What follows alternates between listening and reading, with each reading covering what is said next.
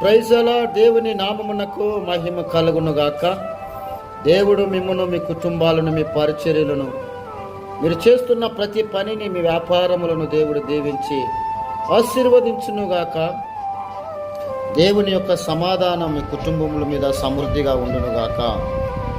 దేవుని వాక్యములో నుండి ఒక అద్భుతమైన మాటను మీతో కూడా పంచుకోవాలని ఇష్టపడుతూ ఉన్నాను. యెషయా గ్రంథం 26వ అధ్యాయం 3వ వచనంలో చూసినట్లయితే అక్కడ ఒక అద్భుతమైన మాట ఉన్నది. ఎవని మనస్సు నీ మీద ఆనుకునునో వానిని నీవు పూర్ణ శాంతి గలవానిగా కాపాడేదవు అంటూ ఉన్నారు.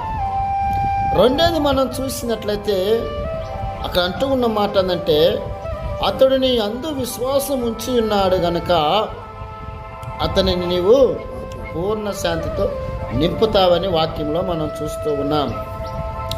ఈరోజు నీ కుటుంబంలో శాంతి ఉన్నదా?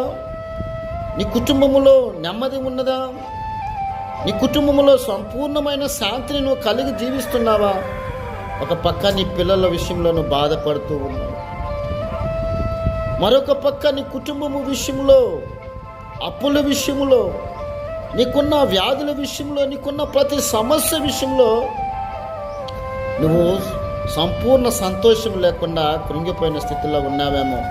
నా ప్రియ సహోదరి, సహోదరుడా, ఈ వాక్యం వింటున్న నీవు నీ కుటుంబంలో పూర్ణ శాంతి కావాలి అంటే, నువ్వు ప్రతి సమస్య నుండి నువ్వు కాపాడబడాలి అంటే, నీకు నెమ్మది దొరకాలంటే అక్కడ వాక్యంలో మనం చూసినట్లయితే ఆయన మీద నీ మనసు ఆనుకోవాలి.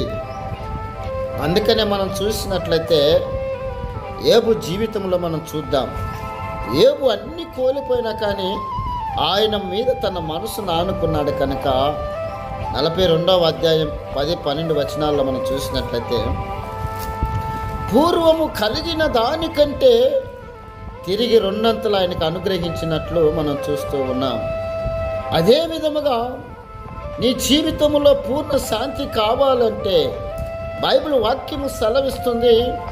16వ కీర్తన 11వ చరణములు అంటాడు, నీ సన్నిధిలో సంపూర్ణ సంతోషం కలదయ్యా, నీ కుడి చేతిలో నిత్యము సుఖములు కలవని కీర్తనాకారుడైన దావీదు అంటూ ఉన్నాడు.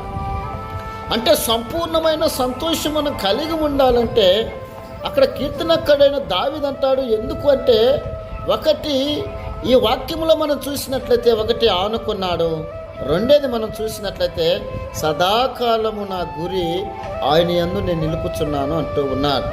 ఈరోజు నీ కుటుంబంలో